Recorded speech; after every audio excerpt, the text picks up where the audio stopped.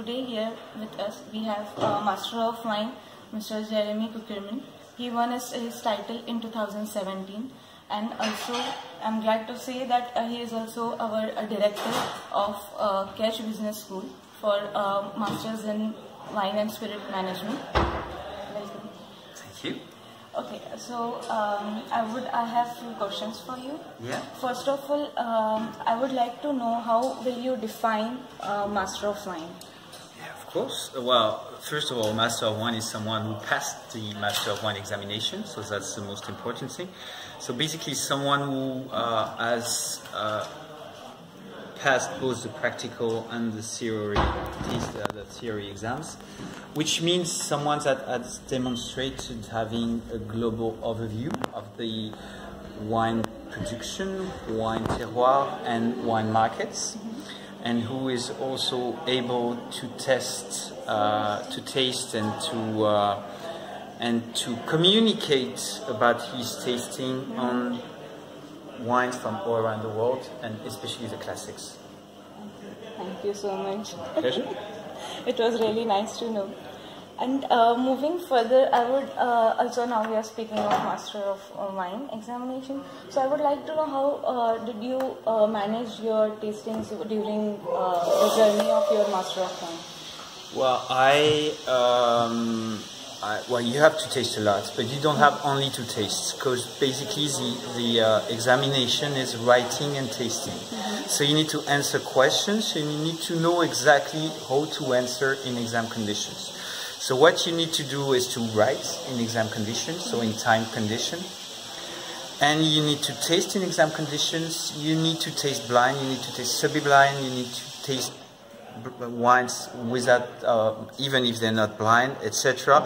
So what basically I was doing is crossing all the different trainings, trying to do as much exercise as possible to be completely prepared. Actually, my view is that an exam is a lot of strategy. So you need to understand what is expected, and you need to work accordingly. So it's, of course, it's hard work, but it's also a lot about structure, about structuring your study plan. If you do that, if you understand exactly what the examiners expect, if you work very hard and you structure your study plan, then you have a good chance to pass. Fantastic. That was really good.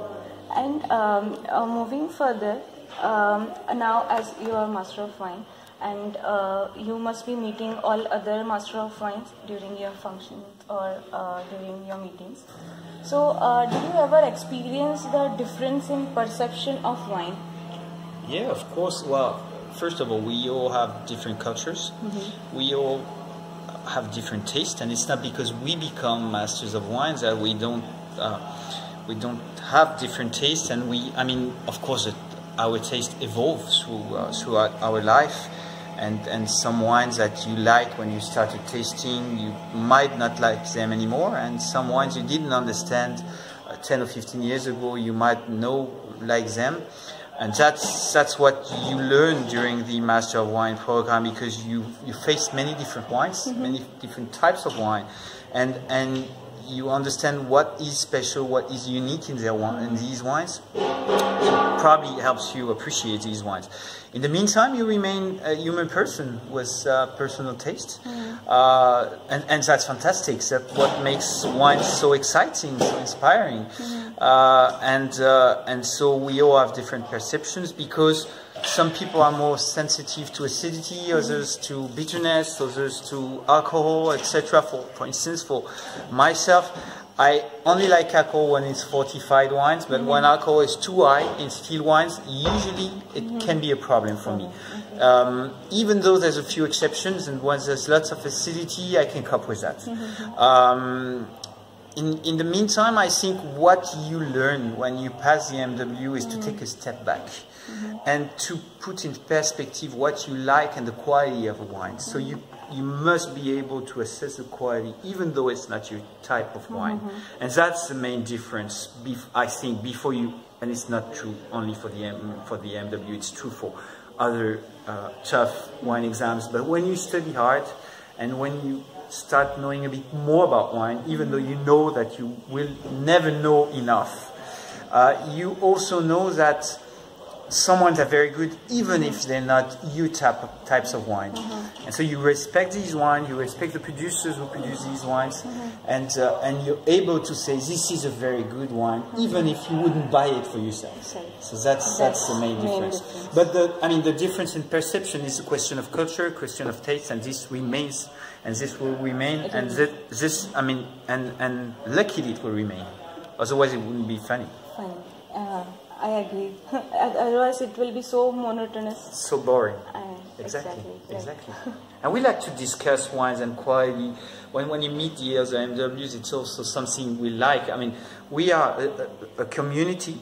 I love meeting them. I know a lot of them, not all of them, because we are 380 roughly now. But some of them are very good friends.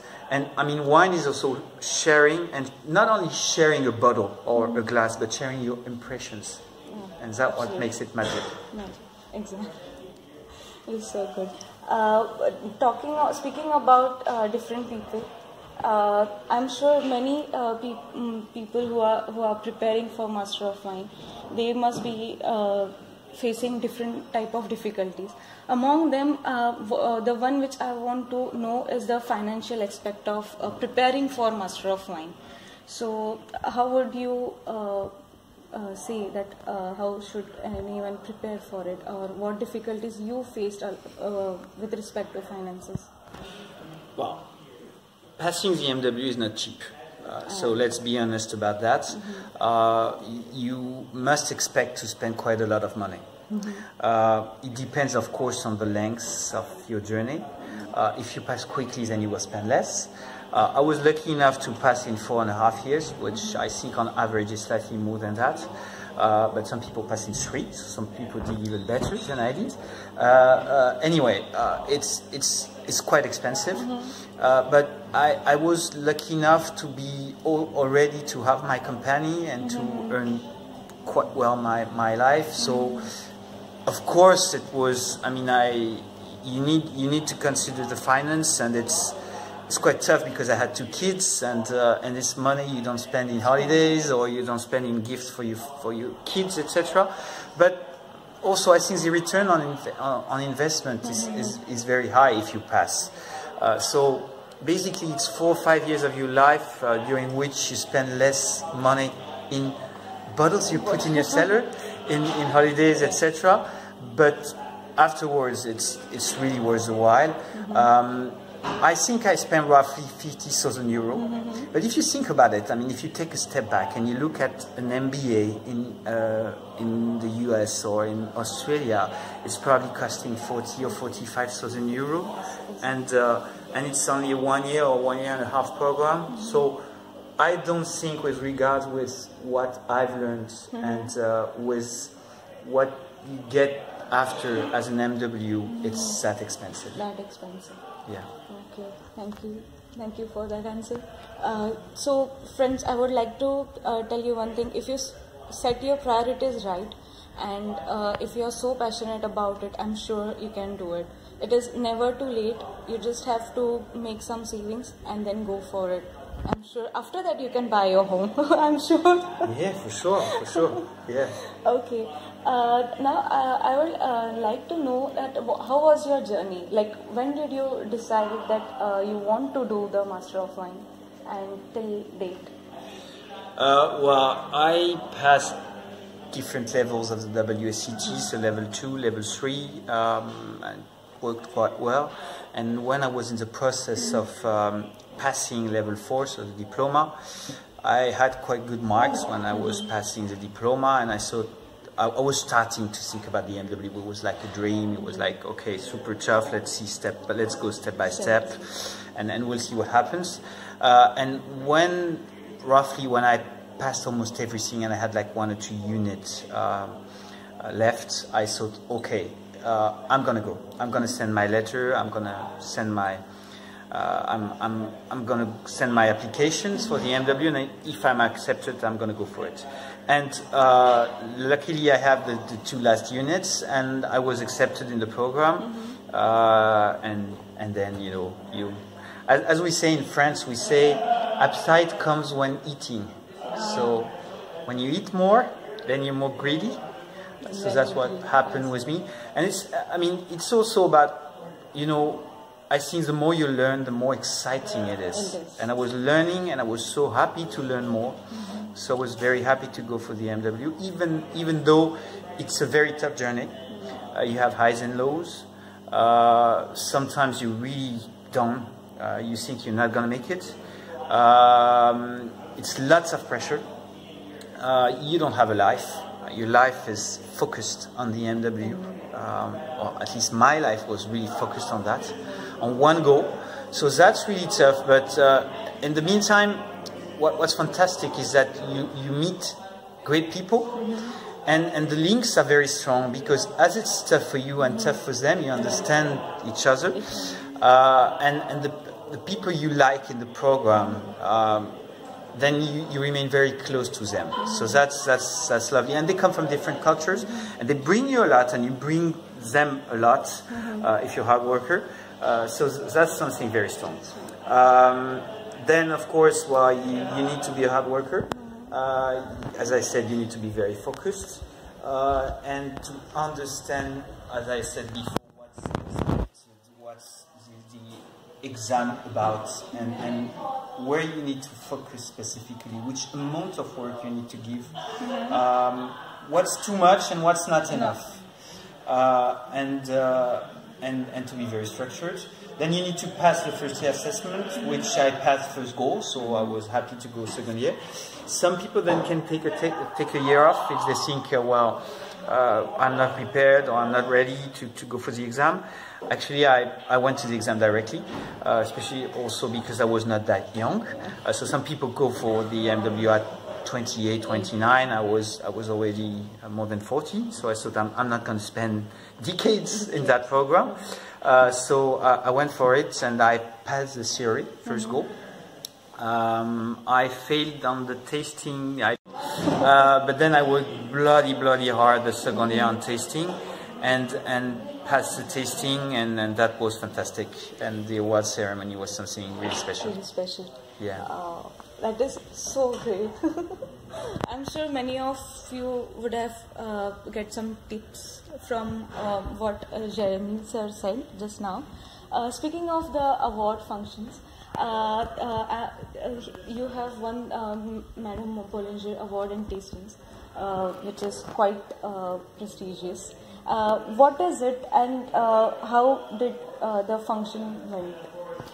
Well, actually, you've got a big ceremony in Vintners Hall in London, which is an amazing old building. You've got not all, but many MWs shouting and applauding and whatever, clapping, and then you come and they announce your name. So it's already a very special day, a very special evening, and so basically you all get on scene. You've got your big sort of diploma given by the chairman of the institute, and then they call several persons for the different awards awarded for the different units or papers you pass. So one award is an award for wine production, another one I think is for wine business essays, and you've got one for the research paper, and you've got the Bollinger Award. And to be completely honest, the one you want, at least the one I wanted, is the Bollinger Award, because it's quite a sought after, not only because you get lots of bottles of Bollinger, which is very nice, but also because it's tasting is very tough, and you think it would be really the icing on the cake to win the Bollinger medal. And to tell you about the ceremony, I was passing this year. I passed with Sarah Healer, and she's from Hong Kong, and she's really brilliant. She's very young. She was the youngest MW at the time she passed. She was 28 or something like that, and even more impressive, she was pregnant when she prepared the research paper, and she passed almost everything first go in 4 years. So she probably took her 6 months less than me, and they were announcing the awards, and she was basically getting everything. So they said, well, Robert Mondavi Award, Sarah Healer, and blah blah award, Sarah Healer. And I was thinking, okay, I'm going to get nothing. It's finished. It doesn't matter. Well done for her. But you know, when you're ambitious, and I am ambitious, I was slightly disappointed in my head. But I was thinking, well, I don't know. Maybe I'm going to get something in the end. But I was sort of like, okay, let's prepare yourself if you get nothing. And then they called me for the Bollinger Medal, and that was super special. Especially because I was at the ceremony with Michael Schuster, and Michael Schuster is a tasting teacher, and he helped me. He's a sort of English father for me, so he greatly helped me passing the exam. He's highly knowledgeable. He's lovely, and he helped 150 MWs passing. So he's been teaching for MW students for 30 years, and he went to the award ceremony only once before I invited him. And for me it was so obvious that Michael Schuster should be at the ceremony. So I invited him, he came, and I mean, being there in the room with him and passing that Bollinger Medal was even more special. So that was a unique moment I will never forget, and then time goes by and flies, but still, and it's funny because it's only like 2 years ago, but it seems quite a long time ago, because it's really changing your life. But in the meantime, you cannot forget. You cannot forget the journey, and you cannot forget the award ceremony. That's for sure. I'm sure. That sounds so fantastic. Yeah. It's probably some people would say because they didn't pass, it's not that fantastic. But I think when you pass, yeah, it is really fantastic. Especially, I'd say, I'm coming from the French market, so when I passed, we were only 5 MWs in France. No, we're 6 or 7. So obviously, it's easier to stand that when you're in a country in which there's not that many MWs. If you pass in England, people respect the title and they know it's very tough. But you've got like 180 MWs in England, so you've got roughly 50% of the MW based in England or English natives. So they get good jobs, they get good positions, and the market really respects what they've done. But I'm not sure it's as easy as in France to stand out and to get the best positions, simply because you've got many competitors on the market. While in France you're not alone, but there's not that many. Okay. Yeah. And is this a Bollinger Award is awarded every year? It is awarded every year, except in 2000. I'm not sure why it wasn't. Maybe because so few people passed and no one was really standing out on the tasting. I don't know. And it was first awarded in 88 or 89. The first recipient was Michael Smith from Australia, which was also the first non-English Master of Wine. Oh, okay. And I had the chance to be a Bollinger Medal after 30 years, so it was the 30th anniversary of the Bollinger Medal, and then we went to a great dinner with Etienne Bizot, and we had some lovely Bollinger RD 1976, for instance, during that lunch, and that was also a very special moment. We shared the lunch, and 19 recipients were present. Some came from like Australia, or really fly around the world to come and then to be with us, and then that was pretty unique. Oh, that's so good. And I have heard that you guessed the 1976 the vintage, like in the first guess during the award. Well, that was, I wouldn't say, that was kind of luck, because Jérôme Philippon, one of the president of Bollinger, said, well, that's quite an old vintage, which was quite obvious, to be honest, when you smelled the wine. And then he said it's a very special vintage in terms of climate. And I know the French vintages. I'm French, so obviously it's easier for me. And I smelled the wine and thought, well, that's a warm vintage. And he said it's quite old, and it smelled quite nutty and quite rich, etc. And I thought, okay, what can it be? And like I thought, okay, this is 1976 because it was a very dry year. So I tried it. I said, is it 1976? And then Jérôme Philippon said, do you think 1976 would age that well, would still be alive? And I said, I don't know. And you know, you've got the 19 other restrictions, and you're like, did I say something wrong or whatever?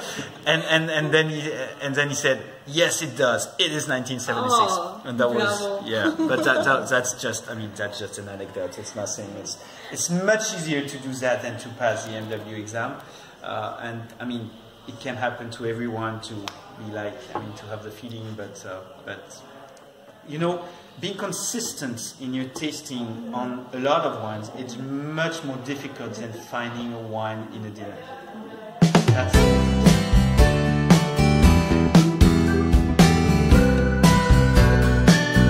If you practice a lot, I mean, luck is not a problem anymore, because even the tough grapes or even the tough wines for you, you've worked on them, and you will either find them or you will at least be quite smart on the way you answer, and that's the most important. Yeah.